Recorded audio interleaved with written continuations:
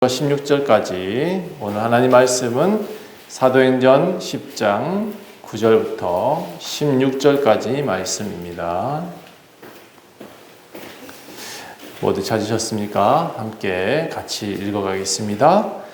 이튿날 그들이 길을 가다가 그 성에 가까이 갔을 그때에 베드로가 기도하려고 지붕에 올라가니 그 시각은 제6시더라. 그가 시장하여 먹고자 하매 사람들이 준비할 때 황홀한 중에 하늘이 열리며 한 그릇이 내려오는 것을 보니 큰 보자기 같고 내 귀를 메어 땅에 들이웠더라. 그 안에는 땅에 있는 각종 네 발 가진 짐승과 기는 것과 공중에 나는 것들이 있더라.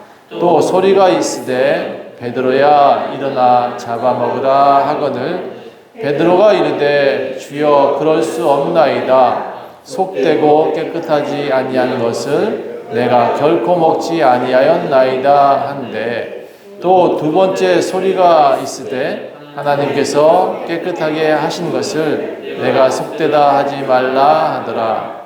이런 일이 3번 있은 후 그 그릇이 곧 하늘로 올려져 가니라. 아멘. 할렐루야. 주일이 가장 기다려집니다. 왜냐하면 사랑하는 이들이 제 앞에서 초롱초롱 눈을 뜨고 계셔서 저는 그날이 너무 행복합니다. 제가 요즘 좀 눈이 좀 나쁜가 봐요. 안경을 한번 이제 맞춰봐야 될 때가 됐나 조금 침침해집니다. 어제 우리 교회 이렇게 공사를 좀 했습니다. 천장 수리 좀 했는데 하다 보니까 그런 생각이 들어요. 수고하는 사람, 수고하는 마음, 몫이 있어야 되겠고 그것에 대한 상급도 하나님이 있어야 되겠다 이런 생각이 들었습니다. 하나님께서 귀한 분들에게 은혜를 주시기를 부탁하고 그분들도 어제 일하신 분들도 오셨으면 하는 바람이 있었습니다. 같이 교회를 수리하는데 그분들이 우리 교회 교인이었으면 하는 그런 마음이 갑자기 들더라고요. 이게 수리 안 해도 되겠다. 그분들만 있으면 뭐 이런 마음까지 들더라고요. 한 생명이 천하보다 귀합니다. 네, 한 생명이 교회 건물보다 귀한 거예요. 꼭 기억하시고 그대로 사랑하셨으면 좋겠습니다. 오늘 제목은 속되다 하지 말라입니다. 하나님께서 깨끗하다 하신 것을 내가 속되다 하지 말라라고 하시는 베드로에게 하신 말씀입니다. 그러나 이것은 우리 모두에게 해당되는 얘기입니다. 우리는 스스로 가지고 있는 어떤 기준이 있습니다. 그 기준이 가끔은 나를 좀 고집쟁이로 만들기도 하고 그 기준 때문에 내가 사람들한테 비춰지기에 좋은 모습으로 비춰지지 않을 때가 있습니다. 우리가 믿는 신앙도 마찬가지입니다. 이 신앙이 우리가 좋다고 남도 다 좋을 거다 생각할 수 없습니다. 그래서 보편적 신앙이지만 우리는 보편적일 수 있지만 그들한테 특별한 어떤 일, 그들한테는 어떻게 보면 듣기 싫은 그런 메시지, 말, 그래서 귀를 닫는 경우가 많지요. 그러나 그들의 귀를 열 수 있는 방법이 있습니다. 제가 알기로는 사랑밖에 없습니다. 사랑하시고 되도록이면 먹을 때 함께 나누고 하는 것이 그들의 귀를 열 수 있는 방법인 것 같습니다. 사람을 우둔하게 하는 요소가 몇 가지 있습니다. 제가 좀 전에 말씀드렸던 것처럼 사람들이 우리를 싫어할 수밖에 없는 몇 가지 얘기들이 있어요. 그것은 뭐냐 그러면 제가 좀 다시 얘기하지만 우둔하게 하는 요소, 사람이 우둔하게 하는 요소들이 뭐냐면 첫 번째는 선입견입니다. 내가 가진 선입견 때문에 스스로 기준을 세워요. 그리고 상대방을 판단합니다. 그러면 항상 실수를 해요. 내가 가진 선입견이 옳아. 너는 무조건 틀려. 이러면 그때부터는 이제 갈라집니다. 이 선입견은 이미 객관적인 판단을 할 수가 없게 만듭니다. 이것도 옳고 저것도 옳은지 분명하게 밝혀줘야 되는데 내가 분명히 분별할 줄 알아야 되는데 이 분별이 사라집니다. 내가 쓴 안경은 파란색이에요. 그러니까 모든 세상이 다 파란색이라고 주장을 합니다. 그때부터는 똑바로 보는 사람들한테 뭐라고 되냐면 황당하다. 저 사람 참 희한하다. 라고 이상한 존재 취급을 받는다는 거죠. 그러므로 항상 내 기준이 옳은 것은 아니에요. 두 번째는 사람이 우둔하게 되어진 요소가 뭐냐면 두 번째는 욕심입니다. 욕심은 사람의 눈을 가리는 눈 가리개입니다. 하나님의 사람은 성령의 음성을 따라가야 되거든요. 제가 왜 눈 가리기를 하면서 성령의 음성에 대한 얘기를 할까요? 눈을 가린 사람은 이게 보지를 못합니다. 이상하게. 눈을 가린 사람은 귀도 안 들리는 것 같습니다. 눈을 가리고 나니까 귀도 먹는다고 그렇게 얘기를 하더라고요. 왜 그런가 봤더니 눈을 가린 사람은 항상 방향을 잃어버리는 거예요. 내가 가야 될 방향이 어딘지 몰라요. 분명히 예수님을 믿는 사람인데 보니까 방향은 자기 중심적이고 자기가 속한 집단의 중심적입니다. 그러니까 나는 옳고 너는 틀리다 라고 말을 합니다. 여러분, 근데 이 논리가 사람을 질리게 합니다. 이게 발전하면 집단 이기주의가 돼요. 그래서 이게 조금 더 좋게 발전한 것이 전통인데 이것도 문제입니다. 사람이 우둔하게 되어지는 요소 세 번째는 뭐냐면 전통입니다. 우리는 옳고 남의 것은 틀린 거예요. 이게 기독교의 아집이에요. 기독교의 전통은 교단별로 아집을 주장하고 있다 저는 생각합니다. 솔직히 전통이라고 좋은 것을 예수 그리스도를 지키고자 전통을 세웠는데 그 전통이 도리어 아집이 되어 있다는 거죠. 제가 오래 살진 않았지만 결론을 이렇게 냈습니다. 좋은 교회 있을 수 있다. 좋은 목사 있을 수 있다. 그런데 좋은 교단은 없다. 제가 보니까 목사들 모이면 싸워요. 그래서 저는 좋은 교단은 없는 것 같아요. 전통이라고 말하면서 예수 그리스도보다 집단이 정한 아집을 드러내고 옳다라고 말하는 것, 이거 집단 이기주의입니다. 그러니까 하나님께서 원하시는 방향으로 나아갈 수 없게 하는 요소들이 뭐냐? 우리는 다 하나님 방향으로 가고 싶잖아요. 다들 그것이 옳다라고 생각합니다. 그런데 하나님 방향으로 가지 못하게 하는 것은 선입견, 욕심, 전통, 이기주의. 이걸 한꺼번에 뭉쳐서 저는 욕심이라고 표현합니다. 이런 욕심이 앞서면 우리가 기도하잖아요. 욕심이 앞섰을 때 기도는 어떻게 된다? 성경에 분명히 들어주지 않으신다라고 되어 있습니다. 욕심이 장성하면 어떻게 돼요? 사망도 된다. 이렇게 표현하고 있습니다. 여러분, 선입견을 가진 지도자가 있었습니다. 오늘 본문에는 어릴 때부터 유대의 사고를 배웠던 사람이었어요. 이 사람은 어릴 때부터 유대인이었어요. 그러니까 어릴 때부터 유대의 사고를 갖고 있었어요. 나름 유대교의 전통을 다 알고 지키고 있던 사람이에요. 먹지 않을 건 안 먹고 살았고, 지켜야 될 건 다 지켰고, 예배 드릴 땐 꼬박꼬박 예배 드렸고, 회당에 나와서 설교도 하고 그랬던 사람이에요. 그런데 이 사람은 누구냐? 사도 중에서 가장 나이가 많았습니다. 예수님이 선택한 사도 중에서 가장 나이가 많았던 사람 누구죠? 베드로. 이 베드로가 유대의 전통을 배워왔기 때문에 기준이 명확한 사람이에요. 여러분, 제가 60이 넘은 사람은 잘 안 고쳐요. 안 바꾸려고 그래요. 왜? 60이 넘으면 고치기가 힘들어요. 일단 스스로가 고쳐지지 않으면, 스스로의 기준이 세워져서 스스로가 고치면 모를까 바깥에서 뭐를 하라고 말을 하면 아무리 좋은 말이라도 귀를 자꾸 닫게 돼 있어요.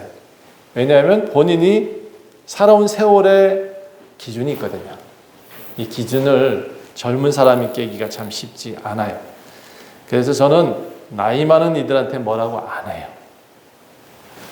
해봐야 소용이 없어요. 그렇지 않아도 돼요. 그 어른들은 하고 싶은 대로 할 수 있도록 두어주는 것이 저는 옳은 거라고 생각을 해요. 자, 그래서 유대 전통을 배웠던 사람, 사도 중에 가장 나이가 많았던 이 베드로. 그런데 예수님한테 이렇게 함께 사도로 지내다 보니까 나이 많은 이가 질문을 제일 많이 했잖아요. 사단아 내 뒤로 물러가라까지 혼났던 사람이 이 베드로예요. 별로 큰 얘기도 안 했어. 그런데 사탄아 내 뒤로 물러가라 이렇게까지 베드로를 혼냈어요. 자, 이 유독 베드로는 예수님한테 많이 혼난 사람이에요. 그런 사람이 오늘 또 자신이 가지고 있던 신념이 하나 깨져버려요. 예수님 부활을 하고 사도로서 나름 이름도 지금 나 있고 예루살렘 교회에서 나름 유명한 사람이에요. 유명한 목사님이야. 그런데 이 사람이 가지고 있던 신념이 오늘 무너져요. 먼저 10장 1절을 보면 가이사랴 지방이 사는 고넬료라는 사람이 나옵니다. 이 고넬료는 누구냐? 로마 이탈리아의 군대 장관이에요. 그러니까 백부장이라서 100명 정도를 이끌 수 있는 장교예요. 장교. 그런데 이 장교의 집에 이 베드로가 온다는 사실은 이 기적 같은 일이에요. 왜냐하면 유대인들은 이방인하고 밥을 같이 안 먹어요. 상종을 안 해요. 얼굴 맞대고 대화도 잘 안 해.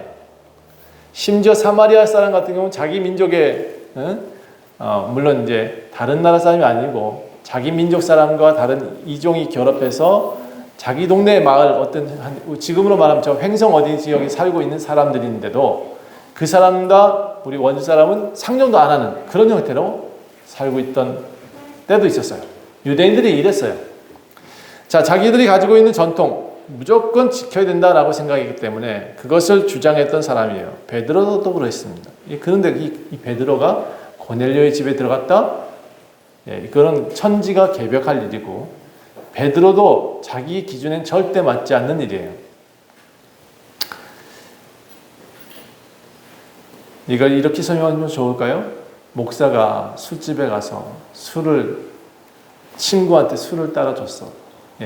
그게 옳지 않다고 바라보는 사람도 있을 거예요. 그렇죠? 우리 기독교의 기준으로 바라보면 그럴 수 있어요. 그런데 목사가 한 목적을 아는 사람들은 뭐라고 할까요? 그거 괜찮을 수 있어요. 왜? 그 사람을 전도하기 위해서, 그 사람 살리기 위해서. 제가 보니까 알코올리즘 가진 사람이 그 술을 당장 끊기 어렵더라고요. 그래서 그 사람 살리기 위해서 술 받아주는 목사도 봤어요. 그건 옳다고 봐요. 자, 다시 이건 엉뚱한 얘기고 이탈리아 군대 백부장이었던 이 고넬료 이 군인은요 성경에 보니까 2절에 뭐라고 했냐면 평상시에도 하나님을 경외하는 사람이었대요. 경건한 생활을 했다는 거예요. 이 경건한 생활 중에 하나 내용이 뭐냐 그러면 그가 구제를 많이 하고 기도를 항상 했대요. 여러분 따라합시다. 경건한 생활은 구제하고 기도하는 것이다. 경건한 생활은 성경 많이 읽고 예배 많이 드리고 교회 나와서 봉사 많이 하는 게 경건한 생활이 아니에요. 여기 기준은 여기에 성경이 분명히 그렇게 기록되어 있어요. 이 하나님께서 이 고넬료를 뭐라고 했냐면 경건한 생활하는 사람, 하나님을 경외하는 사람이라고 표현하고 있어요. 하나님이 인정하는 사람이 누구냐? 교회 10개 진 사람이 인정하는 게 아니라 그 사람의 삶에 평상시 삶에 항상 기도하고 항상 구제하고 그렇게 나눴다는 거예요. 그게 경건한 생활이라는 거예요. 이방인의 군인이에요. 로마 사람이에요. 유대인도 아니야. 하나님을 알긴 알았는데 그 하나님을 알고 나니까 이 사람의 삶이 달라졌다는 거예요. 군인임에도 항상 기도했다. 여기에 뭐라고 되어 있냐면 항상 기도했다라고 되어 있어요. 항상 기도했다. 경건이 뭐냐 그러면 항상 기도하는 것이 경건이에요. 경건이 뭐냐 그러면 항상 구제하는 것이 경건이에요. 목사만 밥 사주는 게 아니라 목사만 밥 사주지 말아요. 제발. 옆에 좋은 사람한테 그를 위해서 교회로 인도하고 싶은 사람 그 사람 먼저 밥 사주세요. 제가 부탁드려요. 여러분, 이렇게 경건한 생활하고 있던 사람이 하나님께서 불렀어요. 고넬료야, 너 저기 어디 가면 누가 있다. 그를 데려와서 너 말씀을 좀 들어라. 이렇게 얘기를 하셨어요.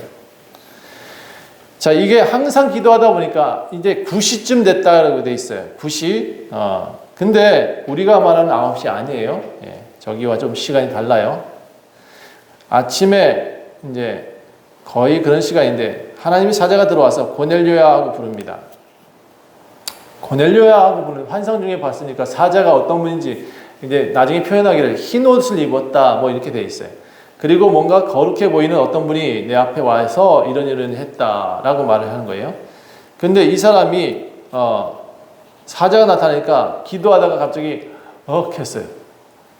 눈을 번쩍 뜨고는 하고 누가 앞에 서 있는데 그분이 뭐라고 말을 해요. 주여, 이 고넬료가 너무 놀래가지고 주여 무슨 일로 오셨습니까? 웬일이세요? 이렇게 말을 했어요. 자기가 기도하는 건 항상 일방통행이었는데 갑자기 나타났어요. 그러니까 웬일이세요? 어쩐 일이 여기까지? 요즘 우리말로 주여 무슨 일이십니까? 이렇게 성경에 기록되어 있어요. 그때 천사가 말하기를 내가 항상 기도하고 백성들을 많이 구제하는 것을 하나님께 상달되어 기억하신다. 하나님께서 받아주셨다는 거예요. 그의 기도가 항상 기도하고 구제하는 것을 상달되었다. 예, 여기 와 있대요. 하나님 앞에. 그래서 그를 기억하고 계신대요. 고넬료를. 여러분, 고넬료 기도의 특징이 있죠? 항상 기도한다. 그리고 그는 기도만 한 것이 아니라 백성에게 구제도 많이 했다. 그래서 하나님께 제가 다시 말씀드려요. 경건은 매일 시간 정해서 매일 새벽에 나와서 예배 드리는 그것이 경건이 아니라 항상이에요. 항상. 꼭 기억하셔야 됩니다. 기도만 하는 것이 또 상식도 아니에요. 여기에 선행이라는 것이 동반되고 있어요. 기도 열심히 했는데 교회는 나와서 싸움꾼이야. 그러면 그 사람이 기도 제대로 한 거 맞아요? 그거 아니에요.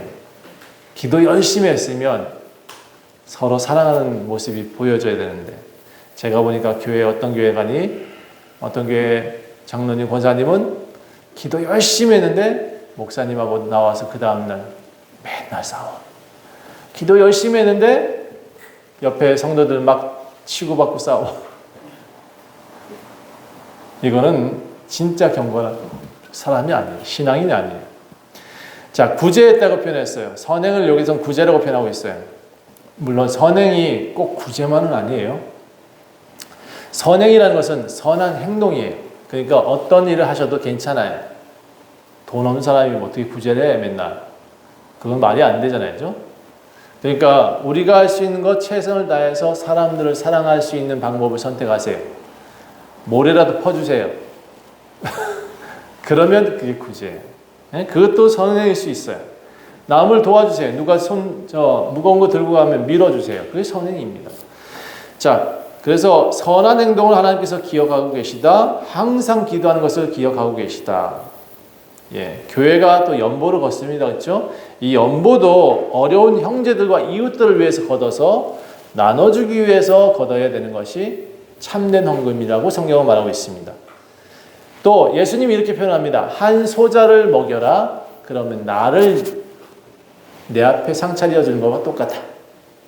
한 소자를 영접하면 곧 나를 영접합니다. 라고 말을 해요. 이거 제 말이 아니라 예수님 하신 말씀이에요. 자, 여기 고넬료는 로마의 군인이라고 말씀드렸습니다. 그리고 하나님을 경외하는 사람이라고 말했습니다. 그가 사자가 나타나서 뭐라고 말하냐면 한 사람을 초대해라. 그 사람이 어디 산다. 어느 동네, 어느 몇 번지에 이렇게까지 설명해요. 어느 집에 있다.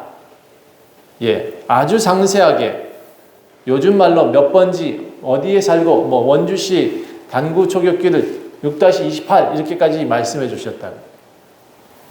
사자가 나타나서. 그러니까 요빠라는 동네에 가서 해변에 있는 집을 찾아라. 그 집은 무두장이 시몬의 집이다. 그 집에 가면 베드로가 있다. 얼마나 상세해요, 그렇죠? 고넬료는 당장에 경건한 하인을 한 명 보냅니다. 그리고 하루길이에요. 그래서 그 이튿날 길을 가다가 그 성에 가까이 갔을 때 이 베드로는 또 뭐 하고 있었냐? 베드로는 또 지붕에 올라갔어요. 왜? 기도하려고. 이게 제6시라고 되어 있는데 배가 고플 시간이 돼요. 밥 먹어야 될 시간. 배가 고파서 배고프다. 언제 밥 주나 이러고 이제 올라갔어요. 어쨌든 기도하러 올라갔는데 그 중에서 아래층에서 음식하고 있는데 위에서 갑자기 보자기가 하나 내려왔어요. 그릇이 하나 내려오더니 보자기 안에 뭐가 있어. 베드로가 배고프다 했는데 거기에 온갖 4발 달린 짐승이 있고 새도 있고 뱀에 기는 것도 있는 거예요. 어라? 가축이 아니야. 짐승이에요. 짐승. 그게 거기에 담겨져 있어. 짐승. 그 짐승들 보고 하나님 뭐라 그러냐면 먹어라 했어요. 먹어라. 잡아먹어라. 그랬더니 베드로가 뭐라 했냐면 아이고 저는 못 먹어요. 저는요 제가 가진 기준이 있습니다. 하나님 제가 유대 전통을 지켜왔고 여지까지 한 번도 저런 거 속되다고 한 거 깨끗하지 않은 거 안 먹어봤습니다. 네, 저는 뱀 못 먹어요. 솔직히 저는 징그러워서 못 먹어요. 목사 이야기입니다. 베드로 얘기하는 게 아니라 제가 비위가 있는 별로 좋지 않은가 봐요. 다 먹는데 뭘 못 먹어봤냐? 아직 뱀은 못 먹어봤어요. 네. 다 먹어본 것 같은 느낌인데 뱀은 못 먹겠더라고요. 근데 베드로의 보자기에 뱀이 있었어요. 거기에 독수리도 있었겠죠. 새 날개 달린 어떤 것도 있었을 거예요. 비둘기 아니에요. 비둘기는 잡아먹었으니까. 그런데 가축이 아닌 짐승들이 거기 가득 담겨 있는데 비몽상의 사몽이에요. 지금 뭐 배도 고픈데 지금 앞에 아무것도 베는 게 없는데 막 그게 내려와서 비몽사몽 간에 그릇이 있는 4발 달린 짐승, 기는 것, 공중에 나는 이상한 새들이 거기 가득 차 있는 거예요. 가축이 아닌 짐승. 이 짐승을 어떻게 잡아먹으라고 그러시는 거예요? 하나님 이렇게 반문하고 있어요. 베드로가. 아니 제가 부정한 건 못 먹었습니다. 안 먹어봤습니다. 저 여지까지 한 번도 살면서 저런 거 가축 아닌 건 잡아먹지도 않고 깨끗하지 않은 거 잡아먹지도 않았어요. 항변을 했어요. 자 이렇게 그런데 3번을 했어요. 똑같은 비몽사몽이 3번 일어났어요. 그리고 잡아먹으라를 3번 들었어요. 이 베드로가 지금 이게 무슨 일이지? 이게 무슨 일일까? 그랬어요 지금. 아리송해요. 뭔가 갸우뚱해요. 무슨 일이냐 이해가 안 돼요. 그래서 베드로가 오늘 현타가 세게 왔어요. 이게 머리가 띵합니다. 이게 뭔 일인지 모르겠어요. 그때 마침 이제 마음에 성령께서 말씀하십니다. 자, 이제 2 사람이 너를 찾아올 것이다. 그 사람을 따라가. 그 소리를 듣고 딱 끝나는 시점에 문이 똥똥똥 두들겨지는 거예요. 아주 시점이 딱 맞게. 그리고 고넬료의 하인이 문을 열고 들어와요. 여기 베드로라는 분이 계십니까? 하고. 그 베드로가 이제 보니까 이방인이 하나 들어오잖아. 왜 군인 같은 애들이 들어와. 너네들 왜 왔니? 그랬더니 여차여차 우리 이탈리아 군대 장관인 고넬료라는 사람이 있는데 그가 어쨌든 베드로를 데리러 오랍니다. 그래서 모시러 왔습니다. 이렇게 한 거예요. 자, 그리고 이제 다시 다음날 돼서 그래 가보자 하고 가이사랴 지방에 있는 고넬료 집에 걸어갑니다. 그렇게 가니까 또 하루길이네. 예. 갔어요. 가서 보니까 고넬료의 집에 들어가는데 고넬료만 있는 게 아니에요. 그 집에 일가 친척, 가까운 친척, 친구 다 와 있었어요. 그리고 이날 몽땅 사람들이 앉아가지고 베드로만 쳐다보네. 베드로가 들어오자마자 무릎을 막 꿇어요. 그리고는 절을 막 하려고 그래요. 여러분, 제가 요즘 이단들 수계들을 좀 보면 이해가 안 되는 게 있어요. 그들 모든 사람들이 다 그 사람 앞에 무릎 꿇고 절하게 만들었어요. 이게 이단이에요. 이게 이단의 특징이에요. 근데 베드로는 어떻게 했냐? 자기가 그런 상황을 보자마자 그들을 말려요. 아, 나도 사람입니다. 아, 괜찮아. 이거 하지 마세요. 이건 나는 사람인데 나한테 절하면 안 되죠. 저 죽습니다. 이러는 거예요. 그래서 그들을 다 일으켜 세워놓고 앉혀놓고 자, 둘러보니까 사람이 진짜 많네. 도대체 저를 왜 불렀습니까? 이렇게 물었어요. 그제서야 이제 조금 감이 왔어요. 짐승들. 이 유대인들은 이방인들을 전부 다 짐승 취급을 했어요. 그 짐승들, 저 짐승들한테 우리가 뭐 같이 밥을 어떻게 먹어? 저 짐승들과 우리가 무슨 일을 같이 해? 저 짐승들은 우리하고 상종을 하지 말아야 돼. 이렇게 배워왔던 사람이에요. 그런데 하나님이 뭐라 그랬냐? 내가 깨끗하다는 것을 너가 속되다고 말하지 마. 너 더럽다고 말하지 마. 이렇게 표현하셨어요. 그러니까 짐승들 앞에 지금 불려갔어요. 아, 알았어요. 하나님 뜻이 뭔지를. 여러분, 우리 교회가 하나님의 뜻을 전하는 교회예요. 분명히 아셔야 돼요. 하나님 뜻은 모든 나라, 모든 족속, 모든 색깔을 막론하고 예수 그리스도를 알고 예수 그리스도로 인해서 구원받는 거예요. 색깔을 따지지 마세요. 우리나라에 지금 이방인들이, 이방인이 하면 좀 안 되지만, 베트남, 라오스, 태국, 중국 다 와 있어요. 그들을 다 이방인 취급하면 안 된다고요. 우리는 미국 가면 이방인이에요. 우리는 저기 유럽 가면 원숭이 취급을 받아요. 그러니까 우리도 차별하면 안 되잖아요. 자, 베드로는 알았어요. 짐승들 앞에 지금 와 있다는 것을. 아, 이래서 하나님이 지금 내게 짐승을 보여주시고는 잡아먹으라 했구나. 내가 하나님이 하나님 깨끗하다는 것을 내가 속되다 하고 있었구나. 알았어요. 이날 고넬료의 집에서 부흥회가 일어납니다. 저는 여러분 집에도 이런 부흥회 좀 했으면 좋겠어요. 왜 목사님 집에서만, 아니, 목사님 집도 아니지, 교회에서만 부흥회를 해야 됩니까? 그렇죠? 한 날 잡아요. 잡아가지고 저기 고기 좀 구워요. 목사님 불러서 하나님 말씀 좀 전해주세요. 하세요. 직장에서 좀 그렇게 하세요. 오늘 직장 선교회 광고를 할 건데 직장에서도 부흥회 할 수 있습니다. 하나님께서 지시했어요. 속되다 하지 마라. 깨끗하다 한 것을 너희가 사양하지 마라. 그렇게 말씀하시고 어쨌든 여기에 잘 오셨습니다. 이제 고넬료가 이렇게 응답하고, 고넬료도 참 신앙인다워요. 신앙인다운 사람들의 말투가 이래요. 여러분 여기 보시면 뭐라고 되어 있냐면, 우리는 주님께서 당신에게 명하신 모든 것을 듣고자 하여 다 하나님 앞에 있습니다. 이게 자세예요, 자세. 베드로가 하나님은 아니에요. 그런데 그를 대하는 모습이 마치 하나님처럼 대해준다는 거예요. 그렇게 대하고 있다는 거예요. 지금 그들이 그런 마음으로 지금 여기 모여 있다는 거예요. 그러니까 여러분, 받을 만한 사람이 받고 들을 만한 사람이 듣는 거예요. 들을 귀 있는 자가 듣는 거고 받을 만한 사람이 받아요. 하나님의 복은 아무나 주는 게 아니에요. 하나님이 주시면 받을 수 있는 문이 열린 사람한테 들어가는 것이, 나는 닫고 있는데 당신은 오시오.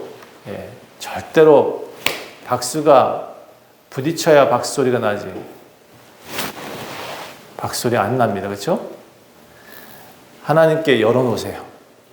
마음문을 열라 그러잖아요. 그렇죠? 열어야 들어올 수 있다고. 본문 33절을 보세요. 저는 여러분들이 예배를 드릴 때 이런 마음으로 예배를 드려야 된다라고 생각을 해요. 부흥 강사를 초빙했다 해서 그를 신자로 떠받들면 안 돼요.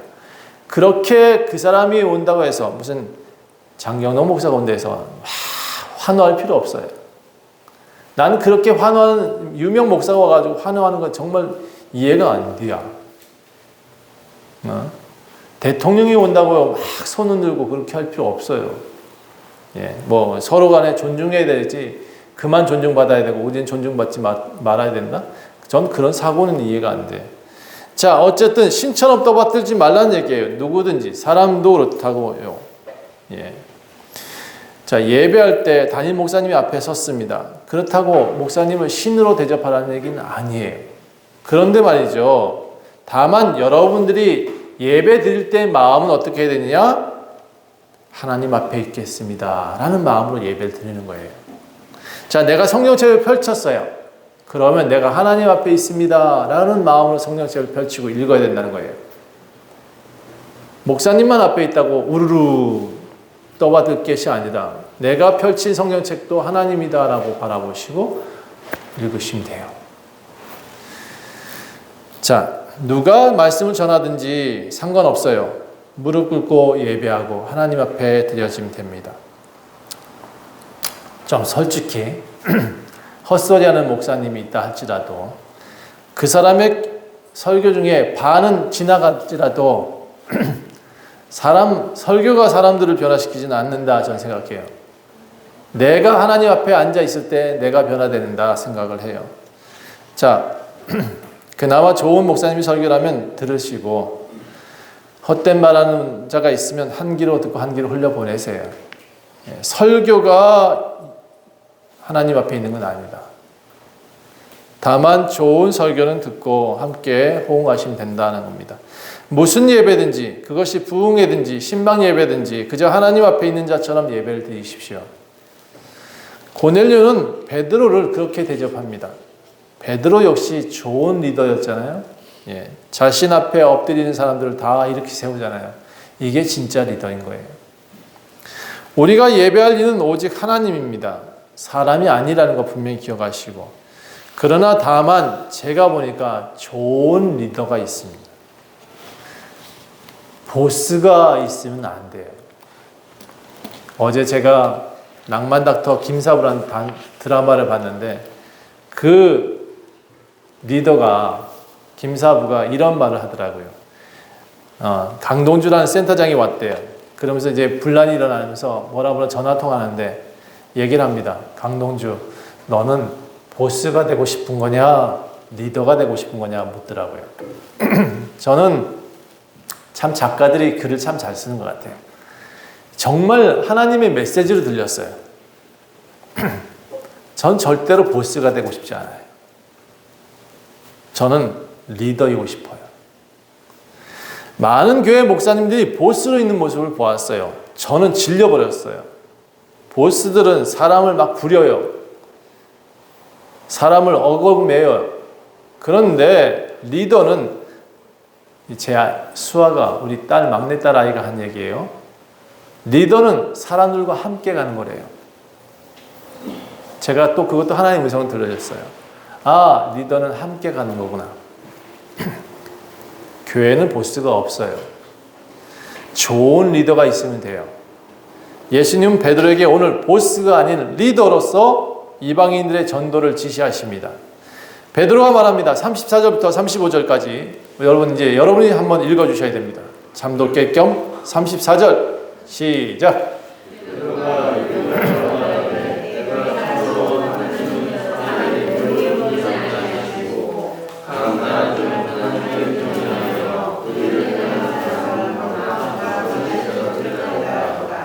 아멘. 하나님께서는 사람의 외모를 보지 아니하신다. 사람의 외모를 보는 사람은 결혼도 어렵다. 저는 그렇게 생각합니다. 제발 그러지 않았으면 좋겠다. 예. 그 사람의 중심을 보셔야 됩니다. 그 사람의 중심을 볼 줄 알아야 됩니다. 하나님을 경외하는지, 의를 행하는 사람인지, 이 사람이 신앙인인지 분명히 아셔야 돼요. 잘생긴 사람을 따라가면 안 돼요. 예, 망하는 수가 있어요. 신앙인은 중심이 있어요. 그 중심을 보고 따라가셔야 돼요. 베드로가 이제 부흥의 설교를 합니다. 자, 36절부터 43절까지 제가 그냥 쭉 설명해 드릴게요. 요약해서. 만유의 주 예수 그리스도가 그가 화평의 복음을 전하러 오셨습니다. 곧 세례 요한이 세례를 반포한 후에 온 유대에 전파된 복음이 이 복음입니다. 하나님이 나사렛 예수에게 성령과 능력의 기름을 부어주셨고 그가 두루다니며 선한 일을 하셨고 마귀로 쫓아내셨습니다. 그에게 하나님께서 함께 하셨습니다. 그가 가는 곳마다 하나님은 함께 계셨습니다. 그러나 유대인과 로마 군인들이 예수님을 나무에 달아 죽였습니다. 그렇지만 하나님께서는 그를 사흘 만에 다시 살리셨고 우리들에게 나타내셨습니다. 모든 백성에게 하신 것은 아닙니다. 다만 우리 미리 택하신 사도들 한 12 그리고 한 200여 명 성도들한테 나타내셨고 명령하셨습니다. 너희는 가서 전도해라. 살아있는 자와 죽은 자의 재판장이 곧 이 사람 예수 그리스도이다. 그러니까 너희는 예수 그리스도를 통해서 구원을 받을 수 있으니 예수의 이름으로 세례를 받으시오. 그리고 그의 힘을 입어서 죄사함을 받으시오. 여러분, 오늘 여기서 말하고 있는 내용이 기독교 복음입니다. 이것만 잘 읽어주셔도 복음을 정확히 전하는 거예요. 하나님이 그를 보내셨습니다. 그가 세상의 구주이십니다. 그의 이름으로 모든 이들은 구원을 받습니다. 그가 우리를 심판하십니다. 그의 이름으로 우리는 죄사함을 얻습니다. 그의 이름으로 우리는 세례를 받아야 됩니다. 이렇게 요약하면 그렇습니다. 베드로가 이제 이래서 나를 보내셨구나 하고 이제 알아요. 내가 이 선입견을 깨기를 원하시는 거구나 라는 것을 알았어요. 하나님께서는 이 사람도 구원을 받기를 원하시는 거구나. 아프리카 민족도 구원해야 되겠구나. 그렇게 알았어요. 베드로는 이방인을 향하시는 하나님의 발걸음을 인정합니다. 하나님, 네, 하겠습니다. 그날 베드로가 설교 후에 하늘에서 성령이 내려왔습니다. 세례도 먼저 안 줬는데 성령이 막 임하여서 사람들이 방언도 하고 하나님을 찬양하는 소리 들립니다. 하나님이 참 주인이십니다. 우리의 왕이십니다. 이런 방언이 터져 나온 거예요.